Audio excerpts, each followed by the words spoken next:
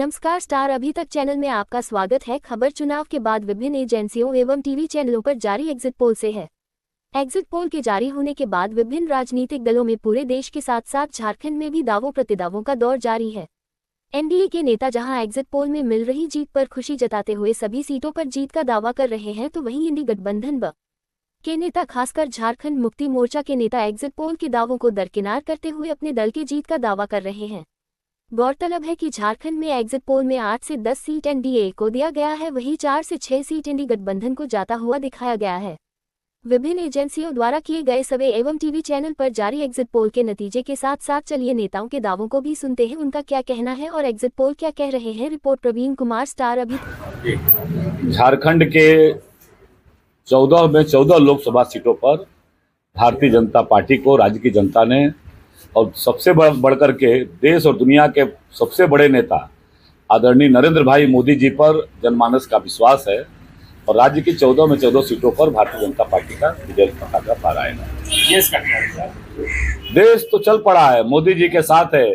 देश की जनता का मोदी जी पर विश्वास है और मोदी जी को देश के जनमानस पर विश्वास है और उसी विश्वास के साथ उन्होंने ये नारा दिया था कि अब की बार 400 पार, तो देश के जनमानस ने वो 400 पार का जनादेश उनको देने का काम करेंगे। आज स्टेट से आकलन हम लोग किया है, वो 95 से ज़्यादा इंडिया गठबंधन जीत रही है। दादा एग्जिट पोल से कितने संतुष्ट है? ये एग्जिट पोल से कोई सच्चाई नहीं है।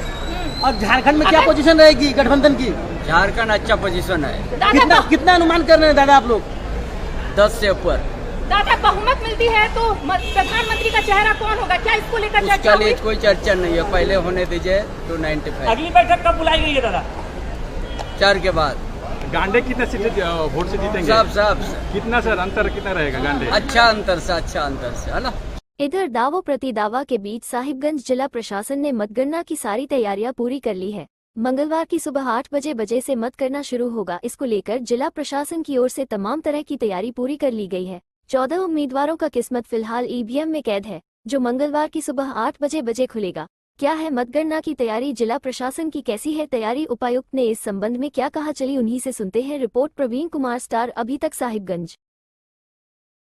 कैंडिडेट्स के लिए आज से ही वहां पर आवासन की सुविधाएं हैं और सीसीटीवी के माध्यम से वो लोग 24/7 फुटेज दे सकते हैं कि स्ट्रॉन्ग रूम में किसी का प्रेजेंस तो नहीं है, तो वो यहाँ पर आपको दिखने को मिलेगा। इसके साथ साथ पोलिंग डे के लिए पॉलिटिकल पार्टीज के साथ साथ हमको मीडिया के अपने लोगों के लिए भी मीडिया को समय समय पर इंफॉर्मेशन जुटाने के लिए भी हम लोगों को एक मीडिया के लिए प्लेटफॉर्म प्रोवाइड करवाना है, जहाँ पर हम लोग उनको प्रत्येक राउंड वाइज डेटा प्रोवाइड करवाएंगे और बीच बीच में यदि उनकी इच्छा होगी तो स्कॉट करते हुए उनको जिला जनसंपर्क पदाधिकारी के माध्यम द्वारा अंदर तक लेके जाया जाएगा, जिसमें वो गेट से ही फोटोग्राफ और वीडियोग्राफ खींचते हुए बाहर चले जाएंगे और ये भी एक साथ न होकर के एक दो के सदस्य।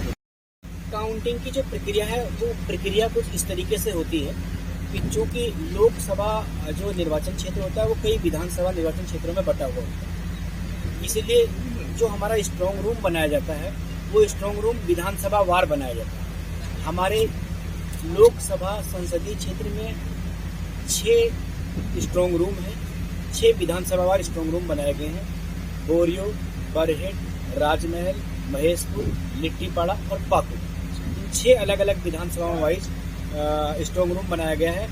प्रत्येक स्ट्रॉन्ग रूम के लिए एक काउंटिंग हॉल बनाया गया है, जिसमें उस पर्टिकुलर विधानसभा में पड़ने वाले बूथों के अनुपात में नंबर ऑफ टेबल्स हमने लगाई है। सर्वाधिक टेबल पाकुड़ की हैं, जिसमें 20 टेबल्स हैं और उसके अलावा बरहेट, लिट्टीपाड़ा, बोरियो, इनकी 14 टेबल्स हैं।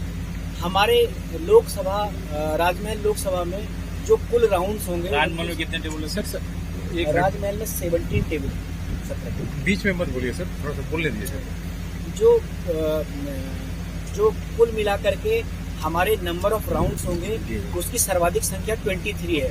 मतलब हमारे राजमहल लोकसभा सीट की जो रिजल्ट पब्लिश होगा वो 23 राउंड के बाद हम पब्लिश करने की स्थिति में होंगे। सर्वाधिक राउंड पाकुड़ पाकुड़ में सर कितने राउंड हुए सर? 23 राउंड। सबसे कम सर 23 राउंड। सबसे कम राउंड एग्जैक्ट हम बता देंगे आपको। वो नंबर ऑफ टेबल के साथ नंबर ऑफ बूथ, एक बार में जितना टेबल होगा उतने बूथ के ईवीएम उन टेबल पर आएगी।